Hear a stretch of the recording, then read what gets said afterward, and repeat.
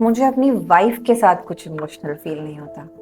तो मैं हमेशा बताती हूँ कि बहुत सारी फीमेल्स की प्रॉब्लम ये है कि उन्हें अपने हस्बैंड के साथ इमोशनली कनेक्टेड फील नहीं होता, लेकिन मेल्स को भी कई बार अपनी वाइफ के साथ इमोशनली कनेक्टेड फील नहीं होता है।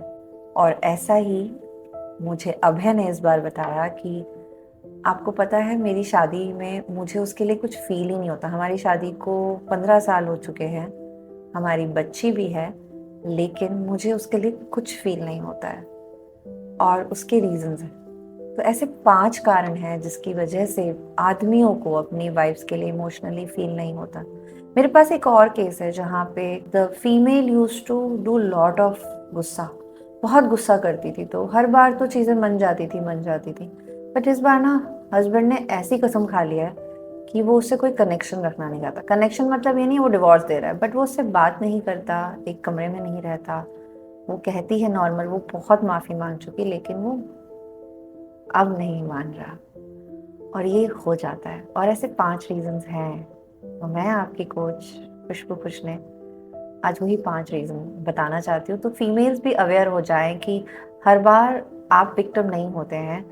मेल्स के साथ भी हम कभी कभी इतना बुरा कर देते हैं कि वो कोई कनेक्टेड आपसे फील करते नहीं है। तो पहला रीजन यही होता है जो गुस्से वाला मैंने बताया, कि अगर आप में बहुत गुस्सा है, आप अपने ही गुस्से पे कुछ नहीं करते हैं, तो सामने वाला ना थक जाता है आपका गुस्सा बर्दाश्त करते करते करते करते।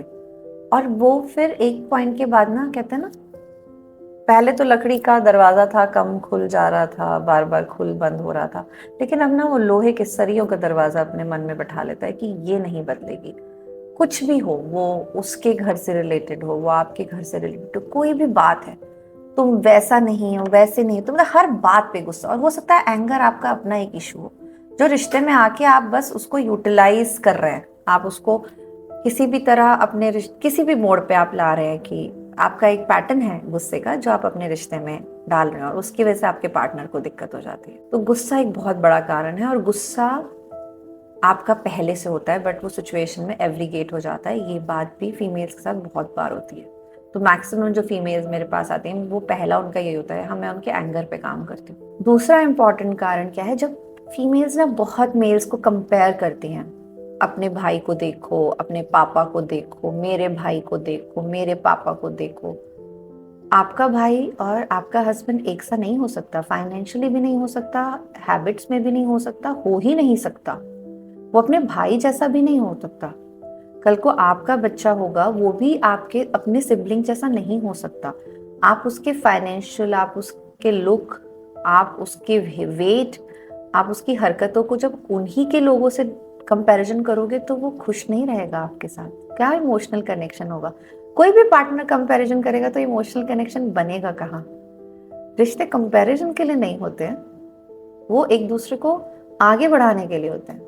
और अगर आपको ऐसा लगता है कि कंपेयर करके आप उसे मोटिवेट करोगे, सॉरी, ये वर्क नहीं करता। ये तो बच्चे के साथ नहीं करता, तो वो तो फिर भी एक बड़ा इंसान है। तीसरा इंपॉर्टेंट जो जिस वजह से बहुत इमोशनल डिस्कनेक्शन होता है मेल्स का फीमेल्स की वजह से, जब वो बहुत ज़्यादा उनकी मदर की बातें, उनकी मदर के बारे में या उनके घर वालों के बारे में बहुत सारी, कहते हैं ना कि गॉसिप, या उनको वो मुद्दे बनाने होते हैं, उनको सिर्फ वही बातें करनी होती है जो उनके घर वालों, जैसे आप ऑफिस से आए तो वही बातें शुरू, वही बातें आप उनसे नहीं कर रहे, फोन पे भी कर रहे हैं, तो वो उनको नहीं नहीं समझ में आता कि यार मतलब मैं अपनी जिंदगी कहाँ जी रहा हूँ।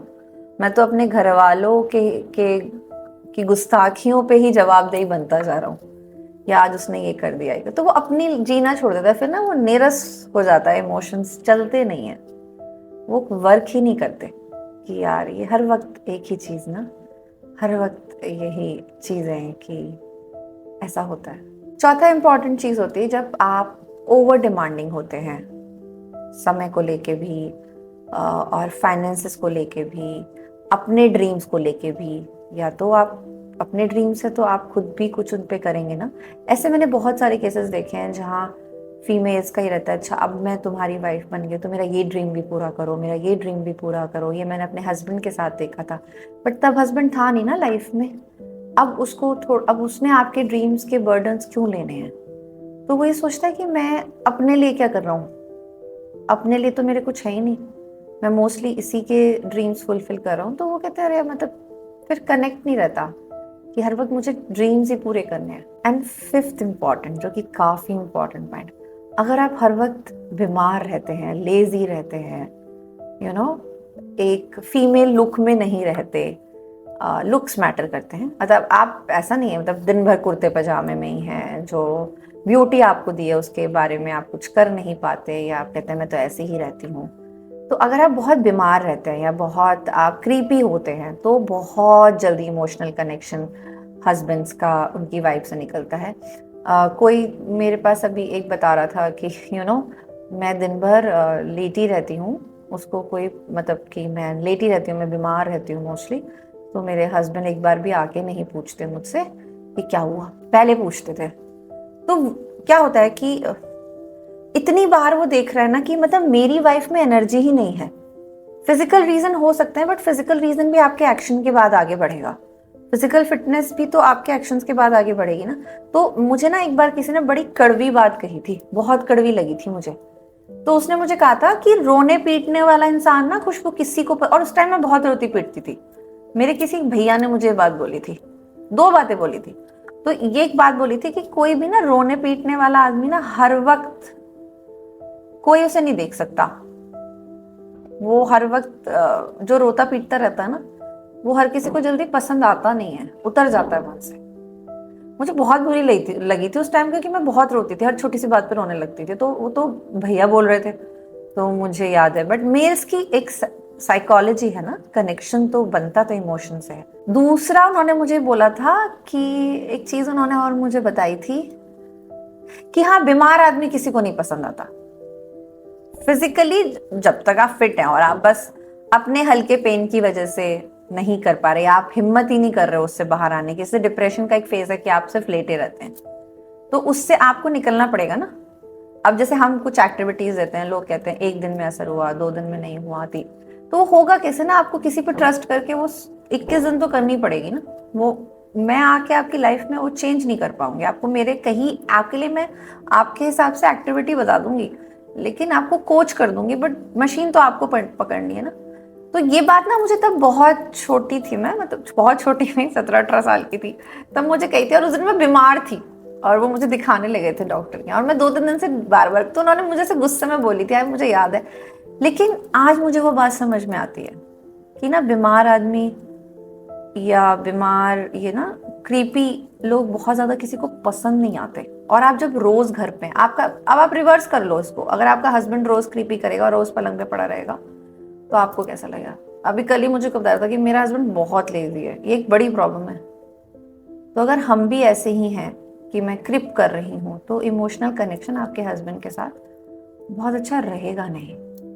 और इमोशनल कनेक्शन एक टाइम तक फिजिकल चलता है, सब फैंसी लगता है, बट एक इमोशन ही है जो एंड तक आपका रिश्ता ले जाता है, या एंड तक हम जिएंगे भी ना, तो इन इमोशंस का बहुत बड़ा रोल है। 80% आपके इमोशंस का रोल है।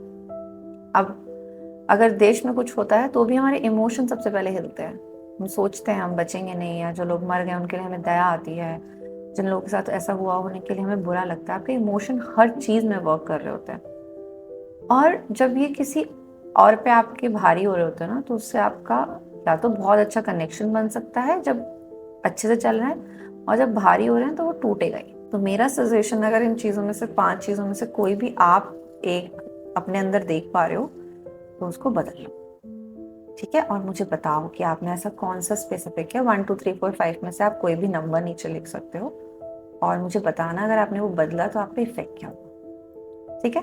और अगली वीडियो के लिए वेट करो।